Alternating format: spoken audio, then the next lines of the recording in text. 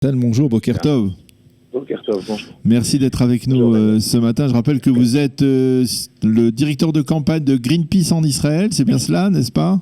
Oui, c'est bien cela. Voilà, alors et que, bien entendu, nous allons parler avec vous de climat et d'environnement après, dans le cadre de l'Assemblée Générale des Nations Unies qui a débuté hier par une sorte de conférence internationale sur le climat et les dangers qui pèse sur, on va dire, l'ensemble de la planète. C'est pas tout à fait courant, même si ce n'est probablement pas la première fois que l'ONU s'occupe de ce sujet, de ce dossier, pas uniquement des problèmes, on va dire, sécuritaires et diplomatiques. Là, effectivement, cette Assemblée Générale des Nations Unies qui permet de rencontrer de nombreux leaders, chefs d'État, premiers ministres, a permis également de débattre donc de ce sujet.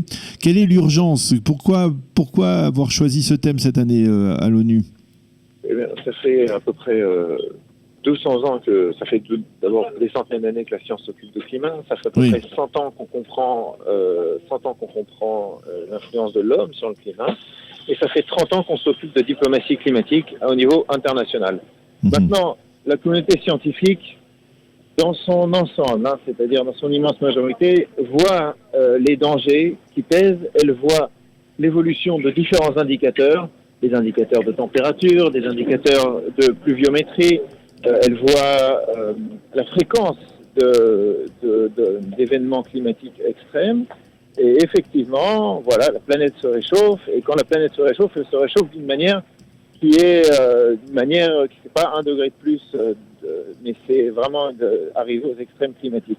Maintenant, pour résoudre ce problème, on va dire, pour le rendre un petit peu plus supportable, il faut changer des choses en profondeur qui sont liées à la consommation d'énergie fossile, de gaz, de pétrole et de charbon, à la préservation des forêts et à notre alimentation. Voilà trois grands thèmes.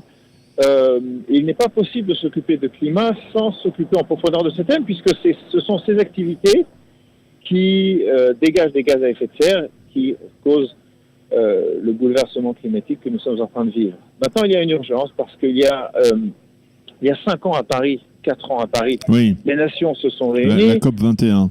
Exactement, la COP 21. Elles ont pris des engagements et puis la communauté scientifique a regardé ce que valaient ces engagements par rapport à la préservation du climat.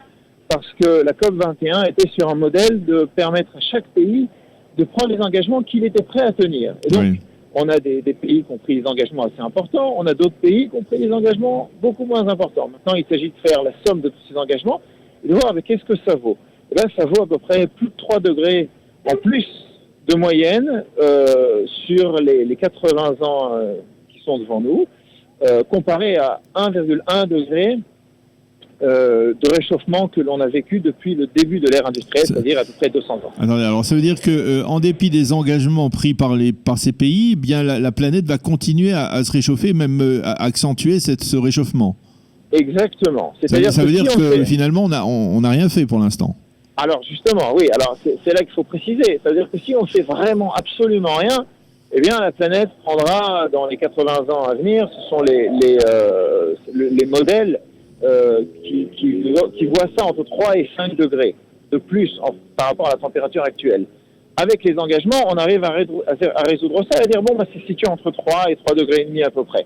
Maintenant, l'objectif, par rapport à un certain nombre d'indicateurs, ce qu'on appelle des points de non-retour, eh bien, consiste à faire beaucoup plus d'efforts, c'est-à-dire à multiplier les ambitions par 3 ou par 5, suivant qu'on veut limiter le réchauffement à 2 degrés ou à 1 degré et demi.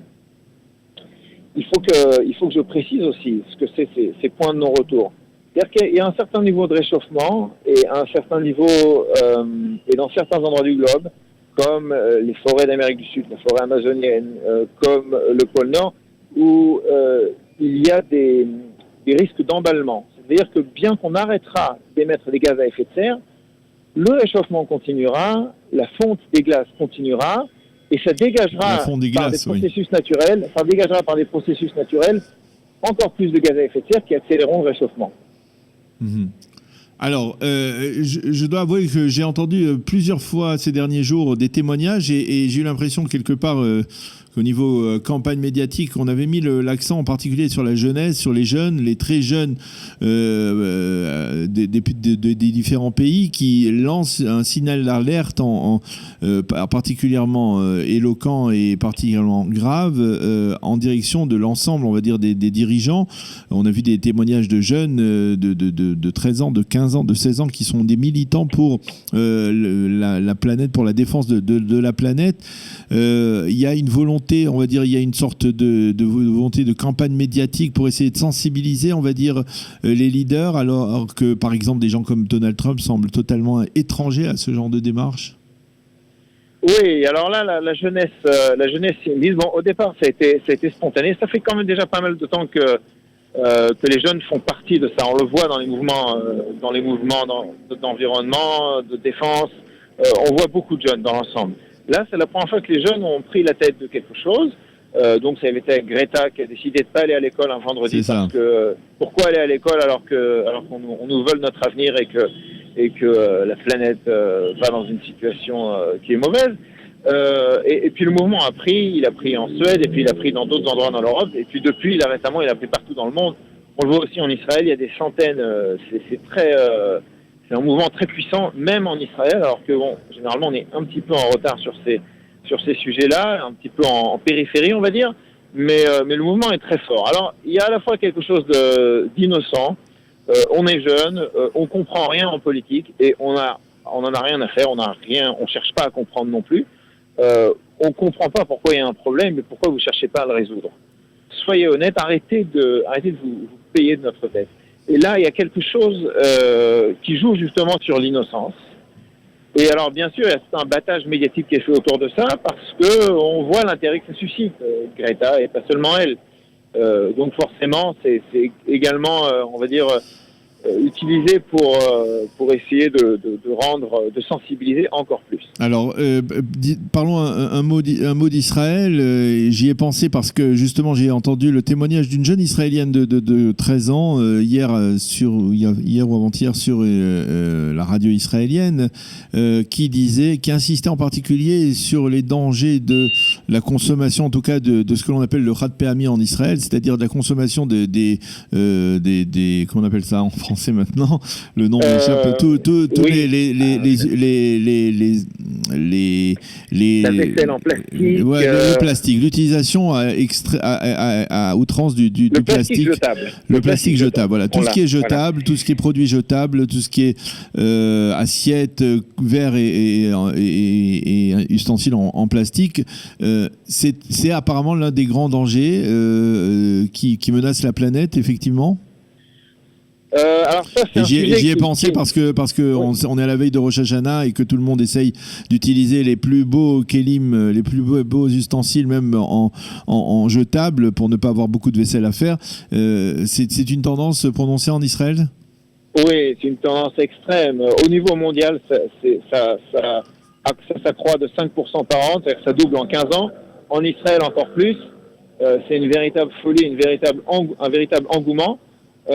Une grande partie de ce plastique n'arrive pas dans les poubelles, n'est pas enterré, ce qui n'est pas forcément une solution non plus, mais il est quelque part dans la nature et il arrive dans la mer. Il arrive dans la mer. Il arrive dans la mer, entre autres, et il n'arrive pas que dans la mer. Le plastique, une assiette en plastique, ça dure 1000 ans.